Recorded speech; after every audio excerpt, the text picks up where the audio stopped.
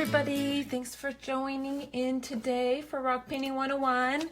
It's dot week on the Rock 52 challenge, and of course it wouldn't be dot week without a mandala, right? So I'm still a beginner, just like all of you guys are that follow the page. Well, some of you might not be, but I consider myself still a rock painting beginner. So I'm going to share with you a little hack. If you've never painted a mandala before, I've only painted 3 in my life, and I will show you the other 2. Actually, this will be my 3rd, I should say. So I'm just taking a Post-it note and I'm folding it. I folded it triangle ways. And the reason I like to use Post-it notes for this is because they're square. So we're going to make a hack that's going to make creating a mandala a lot easier, especially if you don't have a lot of practice. So you just take and you're folding it all the way down into eighths, and you're going to take a hole punch. And I'm going to move my plate because I don't want my punches to land into my paint. And you know how you can see the inside of your hole punch? You want the tip to be right at the center, so you're not going to be clipping off a lot, just so that tip is to the center, and clip. And then you're going to take your rock and you're going to put that in the center and measure out about how far the shortest edge of your rock is. I mean, most rocks aren't round. If you've got a nice round rock, that's awesome. But we're just measuring from the center point to about where it would land on the shortest side. And we're gonna do a hole punch right there. Try to put an equal distance from left to right, like so, and then punch. And it is a lot of layers, so, oops, sorry if I was out of screen. Did I even show you that? So I'm equal distance left and right here. And we're just punching a hole there. You want to move your paint because you'll have little hole punches going everywhere. Now take a nice sharp pair of scissors, and we're just going to trim this almost like a petal just around the outside edge of your dot, like so. And we're not really going to use that line. It just gets rid of some of that extra paper. So let's get our paint back over here. Now when you unfold your shape here, you'll have kind of this flower shape, but it will give you your center and a few of your dots. Now, I don't mind if my dots go over the edge, so I didn't pull in maybe as far as you could, but you probably won't have any of your sticky left. Again, sticky notes work really well because they're square, so you can fold that triangle at the beginning very easily. Pardon me, I needed a drink of water. My throat is very dry. So from this point, we're going to start our design. Now, I did leave a link in the post above to our Dotting for Beginners page on Rock Painting 101. So you can go there for dotting tool, advice and stuff. I use eraser dotters that I create myself. For tips on making these, you can go to the page. They work great for me. The metal dotters that a lot of people use are actually manicure tools. Those are great too. They're actually not that expensive. I've just never purchased any, so that's why I don't have any. So here, I'll show you. This is the second one I've ever done in my life. The rock is a little dark, but it turned out pretty good. So this is kind of the style we're going to be going with. So if you've never tried these, this is one you can definitely give a try. So we're just going to start with whatever colors you want to use, and we're just going to put dots in our holes that are punched on our page. So I'm going to do mine kind of the opposite of the one that I already did. And we're just going to place a dot in each one of these holes. And this doesn't have to be the size of dot you end up using, but it's just more to give you those first initial dots. So I accidentally lifted my thing. It's best not to, but it can happen. If you're working on a not flat surface, this rock is very round, I guess, but that's okay. Oops, I'm covering my dot. Here we go, just like that. Then you can remove your stencil, and you've got your basic lines, I guess you could say, or dots that you can be aiming for while you're making your radial effect. Now I've got just 4 different sizes of dots. I use the tip of my pencil for one. a full eraser for another, and then a couple erasers that are different sizes that I use pencil sharpener to make them different sizes. So I do want my center dot to be a bit bigger, but now that I have the center, I can go in and create that dot to be just a little bit bigger. Now today for paints, I'm just using acrylic paints. The brand that I have are Craftsmart. You can use Apple Barrel, that is kind of the same. If you have the thicker paints, the kind that come in a tube, you will want to add just a little dab of water to them because they're a little thick and they'll leave these little peaks. Almost reminds me of like when you're making a meringue, you get those stiff peaks. You don't want those because they will actually dry hard.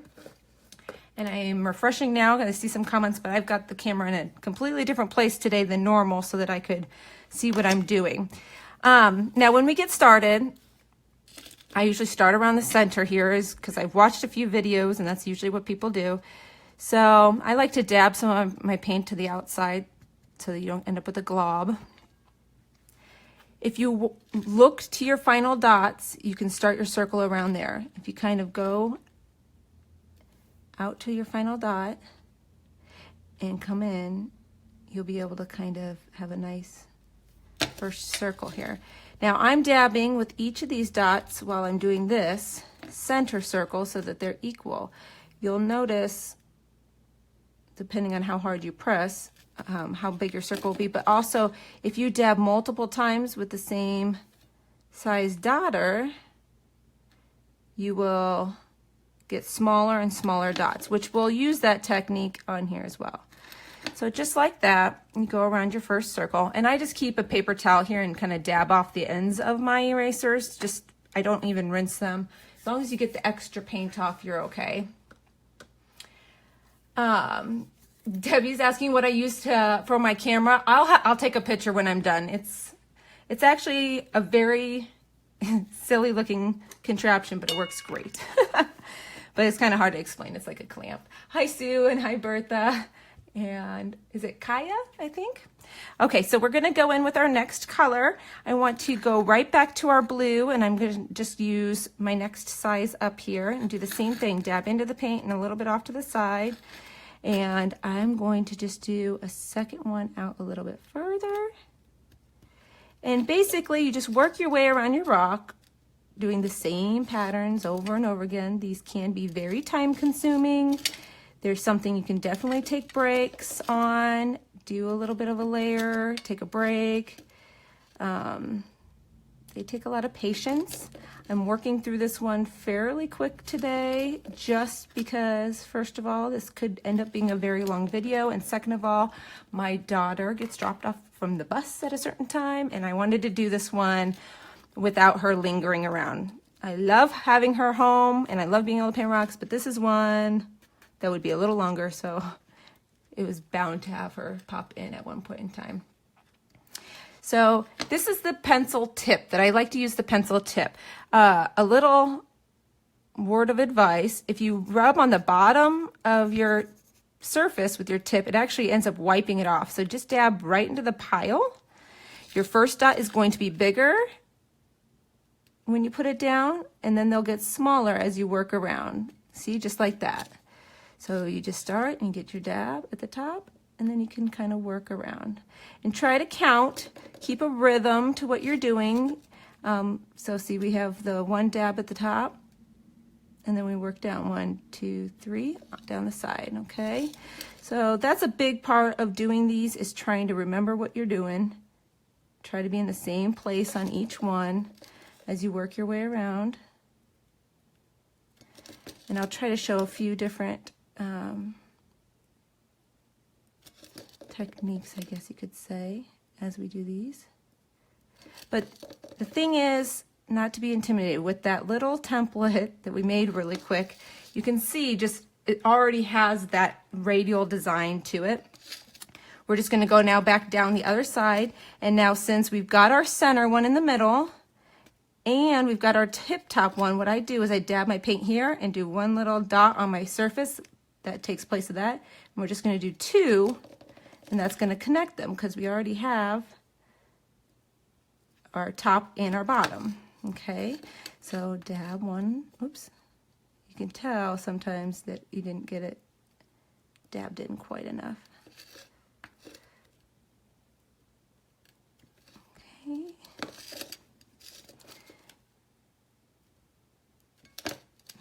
Get this one over here. There's a little hole on my rock right there, but didn't mess it up too bad.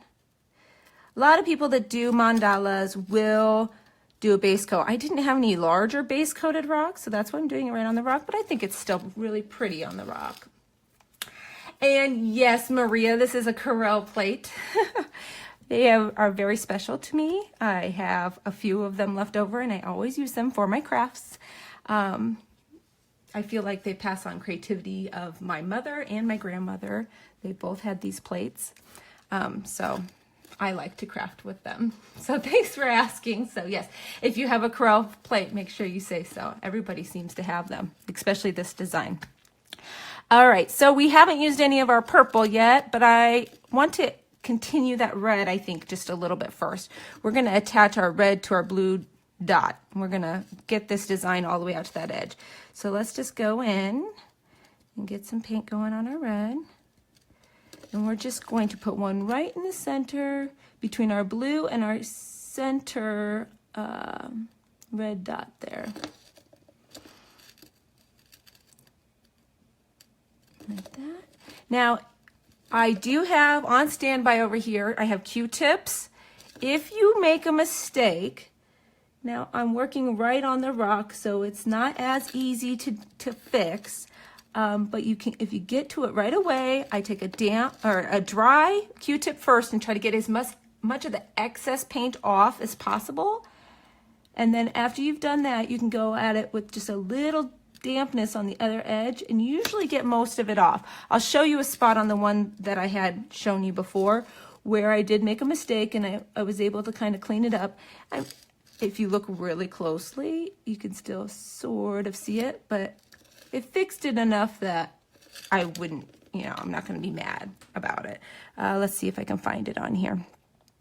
I accidentally see right underneath those teal dots, there's a red dot that I had to erase. So it gets most of it off, and you can go back over that spot with another color to kind of take away some of the visibility of it. Okay, so now we've got that out there. We're going to start going in with our purple. How are we doing on time here? Okay, I still have plenty of time.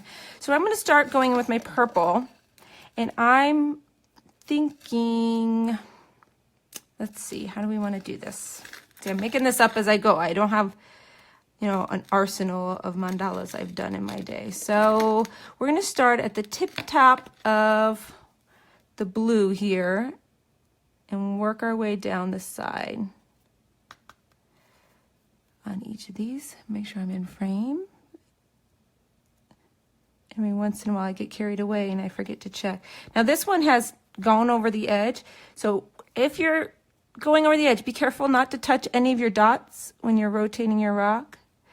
Normally I would try to keep this down on the plate, but I feel like it's easier for y'all to see if I pick it up a little bit. See, that blue dot kind of got away from me there, but that's okay. Like I said, this is just a starting place. I will never claim to be a mandala master by any means. They are a lot of fun though, so I'll probably continue to do them from time to time. They do take a little bit longer than most of my normal rocks do. So see, we're keeping that same number, 4 dots, 1 at the top and 3 down the side. Like so. And then we're going to go back the other side. And now since you have the one at the top, it's only 3.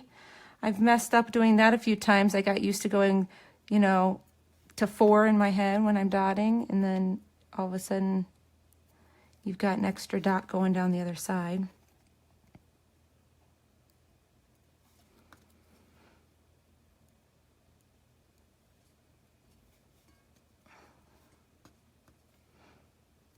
And we're just going to work down here. Whoop. I would love like a miniature Lazy Susan. Wouldn't those be awesome for rocks? I wonder if anybody makes those. If anybody's seen one of those, let me know in the comments, because wouldn't that be cute to have like a tiny little Lazy Susan? Do you guys know what I'm talking about? The little carousel things. usually keep in your spice rack.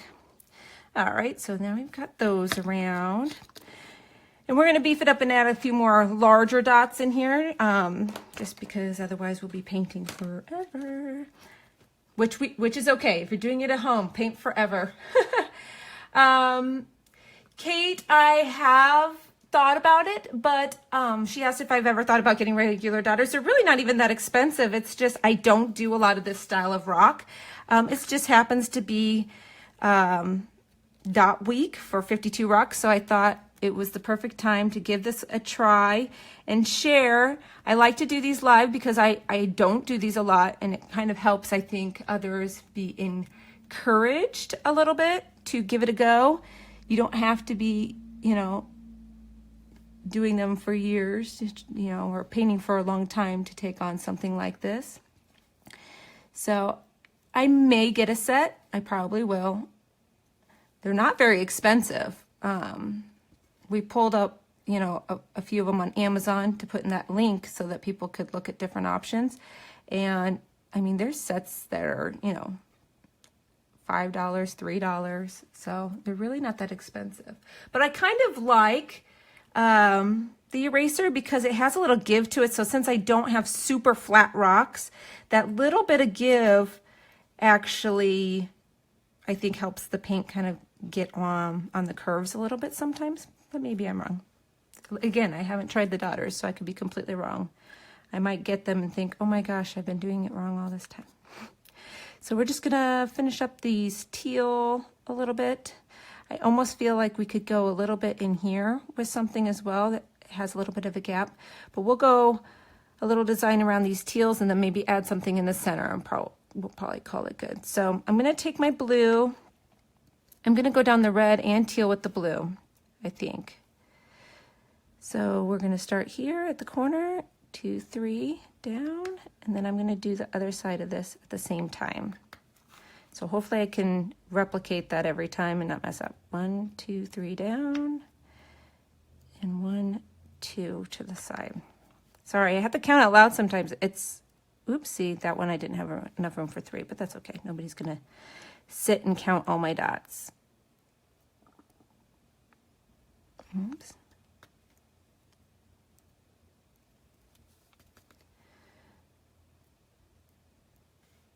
And like always, take your time. I'm going faster than I would if I wasn't filming, just so that you guys, this is going to be a long video. So this, and I apologize, I can't really, this one is a little bit more, oops, that's not what I was supposed to be doing. There we go. A little bit more technical.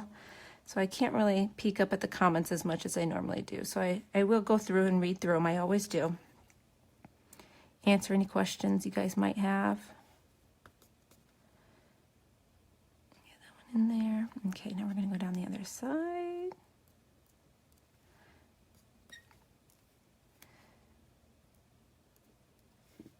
So, I mean, my hands are probably a little shaky for this. I can't imagine. The ones that you see on Pinterest that are just absolutely mind-blowingly amazing, they have got to just have the steadiest hands ever, because I'm shaking just the littlest bit anyways right now. Or maybe they take breaks. They probably take breaks. There we go. That one got away from me a little bit there.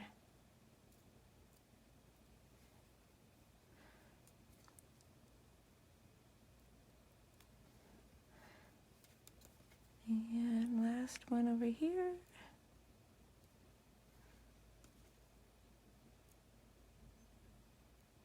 Okay, I think I tapped my rock a little bit on the side. Again, work down on the surface. Try not to touch it. You find it relaxing. Oh, Debbie, you know what? I don't, see, this is definitely not my style. I don't find this relaxing. I find it like, this is not that I don't like to do it. Don't get me wrong. I just, it's like I get nervous, like I'm going to miss dot and mess the whole thing up. So some people find this very relaxing. I, however, do not. So I probably won't do a whole lot more of these. Maybe it'd be more relaxing if I had the tools. Maybe I'll have to invest in the tools. I'm going to add a little dot right here. I feel like this has a good amount of space for a dot. And then I think we're going to call this one done for today. So I can get out of here and pick up my little one. So thank you everybody that's, hanging out today. This was a little bit of a longer video, but I think it's definitely doable. This is one of those rocks a lot of people say they can't do, and I think this is definitely doable. So there we go. That's that finished rock. And I can continue on with it towards the outside if I want. I probably won't. I kind of like it how it is. So we've got that one, and then here's the other one. They're kind of opposite of each other. They're actually completely different from each other. So I hope you give this a try. I hope, don't forget to make your template. If you didn't see the very beginning of the video, we made this template to start out. It's a very good hack to help you get your initial dots to make your shape. So make sure that you watch the very beginning if you came in a little bit later. And everybody have a fantastic day. And don't forget to leave your dot pictures on the prompt for the dot week. And we'll see you.